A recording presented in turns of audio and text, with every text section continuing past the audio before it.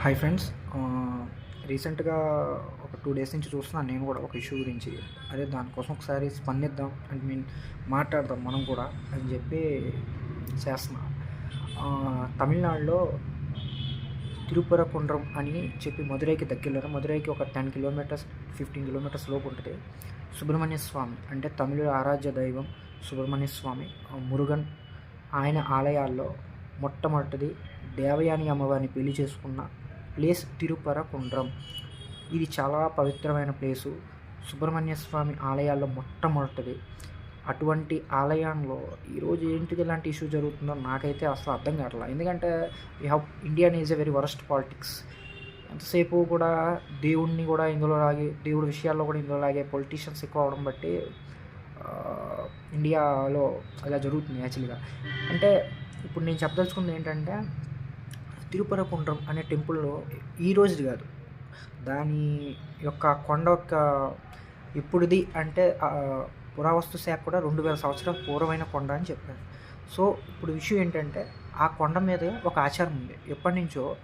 మనకి ఇక్కడ కార్తీక పౌర్ణమి ఎలా చేసుకుంటామో, తమిళనాడులో కూడా కార్తీక పౌర్ణమికి ఒక విశేషమైన ఇది ఉంది. వాళ్ళ కొండల మీద దీపాలు వెలిగిస్తారు.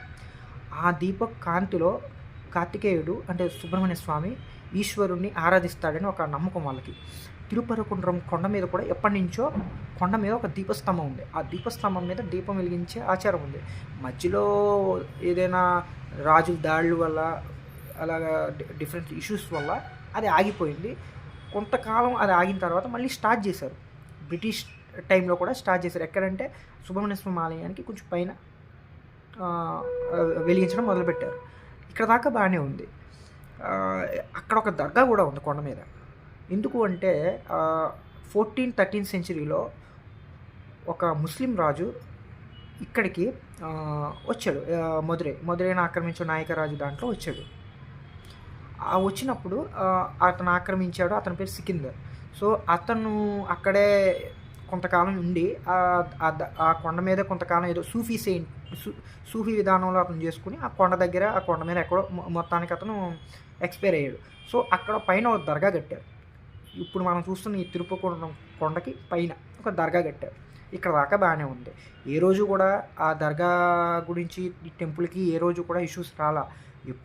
ఎప్పుడైనా ఒకసారి 1923 ఆ టైంలో ఒక చిన్న వివాదం వచ్చింది. ఏమిటంటే, ఈ కొండ సికిందర్ కొండ, ఇది స్కంద కొండ కాదు అని చెప్పి ఒక ఇష్యూ వస్తే అప్పటి బ్రిటిష్ గవర్నమెంట్ ఒక తీర్పు ఇచ్చింది. ఏమని 1923లో ఈ కొండలో నెల్లే ప్రాంతం అంటే మెట్లు ప్రాంతం, కొండ మీద ఉన్న దర్గా మాత్రమే ఆ కమ్యూనిటీకి చెందాలి.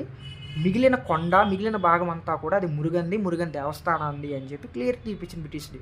ఇక్కడ దాకా అంతా బాగానే ఉంది. ఇన్ని సంవత్సరాల్లో ఎక్కడ కూడా ఏ అబ్జెక్షన్ రాలా.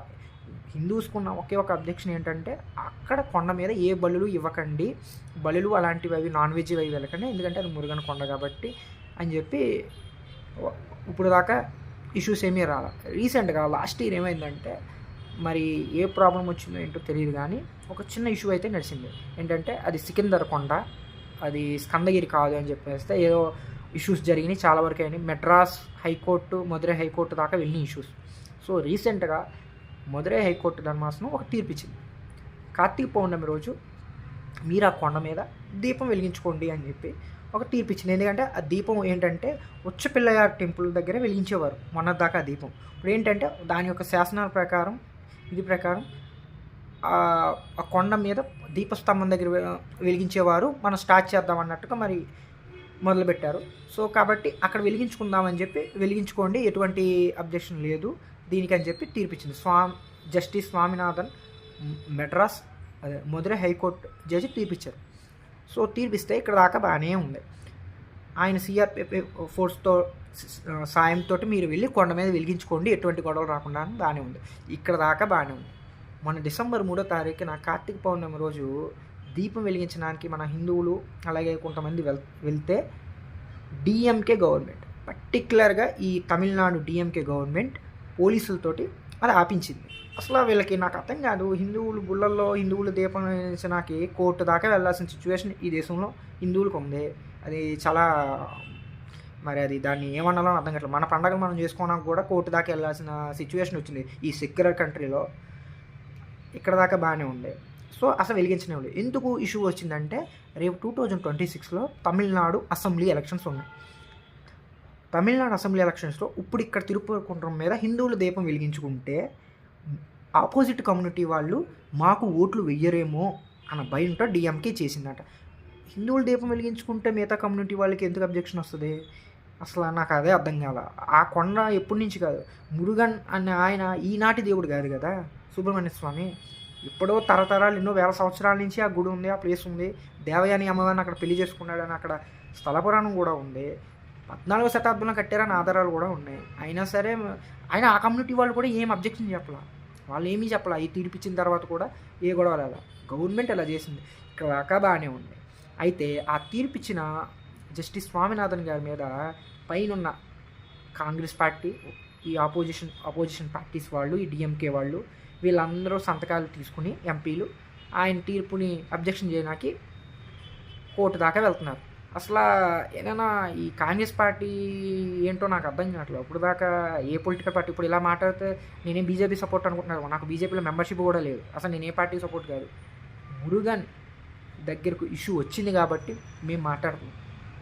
మురుగన్ దగ్గరికి ఇష్యూ వచ్చింది కాబట్టి మేము మాట్లాడుతున్నాం. ఎందుకంటే మురుగన్ మా దేవుడు కాబట్టి, సుబ్రహ్మణ్య స్వామి హిందువుల దేవుడు కాబట్టి, ఇలా దేవుడిని కూడా ఇందులోకి లాగి దేవుడి ఇష్యూస్లోనే రాజకీయం చేసే అంత దౌర్భాగ్యం పరిస్థితి ఎందుకు వచ్చిందో నాకైతే అర్థం కావట్లా. ఎందుకంటే మీ ఎలక్షన్ కోసం ఇప్పటిదాకా ఏం చేసుకుంటారో చేసుకున్నారు, ఓకే, ఇప్పటిదాకా బాగానే ఉంది.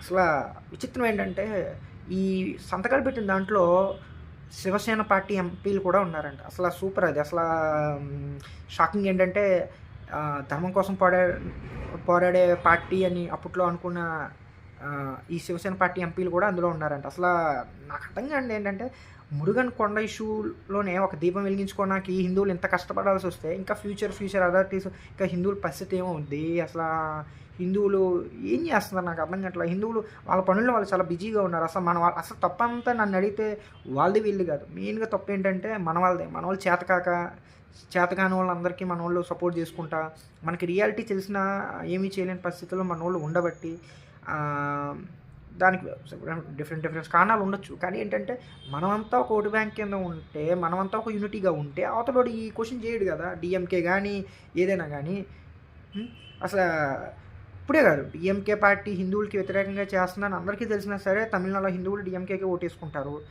తప్పు దాన్ని మనం ఏం చేయలేము దాన్ని. ఎందుకంటే మన హిందువులకి మనకే ఉండాలి కదా. ఇలాంటి గొడవలు కదా. రేపు మనం ఏంటంటే దీపం అది ఒక్క కొండే కదా అని వదిలేస్తే రేపు తిరువన్నామలై కానీ ఏదైనా కానీ ప్రతి కొండల మీదకి ఏదైనా ఇష్యూస్ జరుగుతాయి. ఎందుకంటే మనం ఏదైనా సరే ఈ దేశంలో హిందువులు కోర్టులకి వెళ్ళి వస్తే తప్ప వాళ్ళ పండుగలు చేసుకోలేనంత ఇదిలో ఉన్నారు.